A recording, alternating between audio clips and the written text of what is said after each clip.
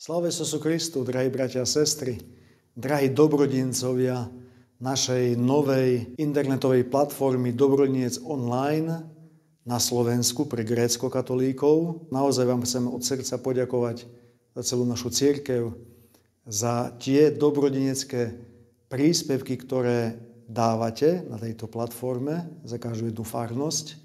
A mnohé farnosti aj vďaka vašim dobrodineckým vkladom už nazbierali kto 100%, kto 70%, iní 55%, ešte iní 30%. Chcem vám naozaj poďakovať, pretože aj cez tento váš vklad, dobrodinecký vklad, cez túto vašu pomoc, cez toto vaše eurové prispenie na našu cirkev, s touto vašou pomocou my môžeme budúci rok prežiť.